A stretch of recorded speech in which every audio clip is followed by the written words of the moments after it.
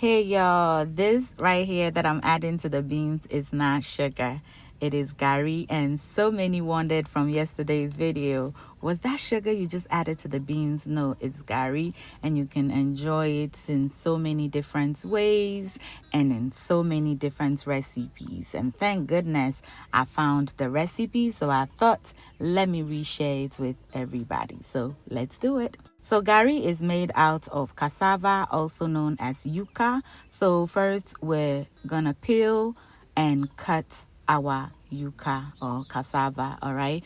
Ensure that you remove the core, that stringy, woody stuff that lines the middle of the cassava, and then you can cut it the way I was just cutting it, because that's how I was taught to cut, or you can use a cutting board.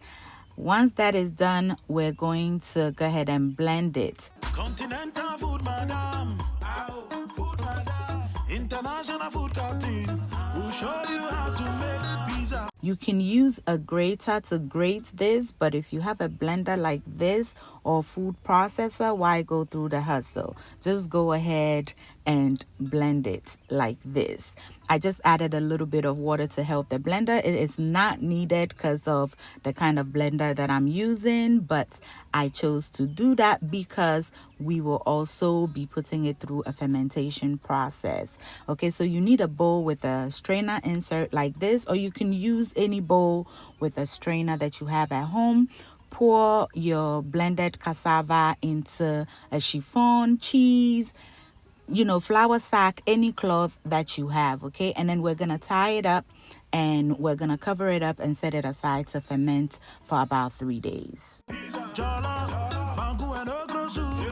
Sushi and pastries. 3 days later, this is what we have. I decided to taste it to ensure that I have the sour flavor that I'm going for. Now it is time to squeeze out the water. You can do it this way if you have strength, but Sweet Ajele right here doesn't. So another way you can do it is to put it in the chiffon cloth little by little and squeeze out the water. But I found this juicer that did the work perfectly, so that is what we're going to be using. This is on Amazon and you can pick one up. I would leave the link, okay? Or I'll see if they have the product link on YouTube or Facebook, wherever I'll find it. But I'll leave the link because I love this product. It works for me beautifully. See, it just got the water out, and then we're going to squeeze it again to ensure that we get everything out. And when it comes out, it is as good as dry. Okay, if I was to be squeezing this with my hands, I'll be at it all day, and it's so beautiful. I just love it. Okay, see how dry it is. Comparing it side by side, this is this one and this is how we started. So once we're done, we're going to put it through a strainer to ensure that we bring it out into smaller pieces. You can't make your gari with you using your hand like this. You got to make sure that you put it through a beautiful strainer like this. If you have the local one, it'll work just as well. So once that is done, we are ready for our gari making process. Just look at this. Beautiful.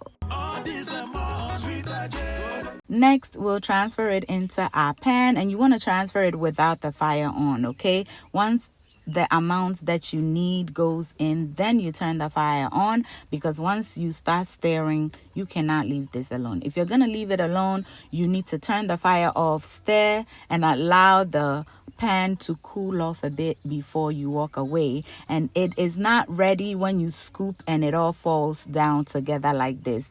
It means it still has a lot of moisture in it. So we're going to keep roasting this until when you pour it out, everything comes out, because this is something that we do not preserve in the refrigerator. So we want to ensure that all the moisture is out, and you can see the color changes and you see how it falls so beautifully. Yes, our gari is ready. This was made during quarantine when we ran out of gari, and my house is a gari eating household, so I had to make gari for the family, and we enjoyed it as soakings. We used it in our wache, we used it in our eba. You name it, it goes well with it. Would you give this a try, especially if you are in the diaspora? Because in Ghana, it is readily available, so you can always enjoy it. Okay, but if you're not and you need to, tell me you're gonna do it.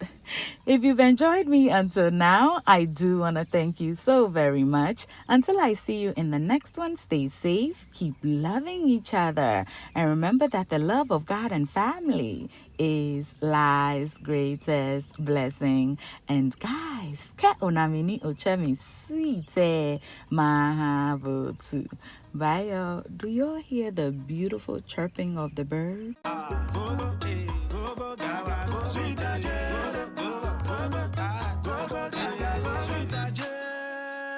Are you in the U.S. and need immigration services? Look no further than J.J. Moore and Associates, a leading law firm in the United States, helping families with their petitions, including VAWA, green card, and parole.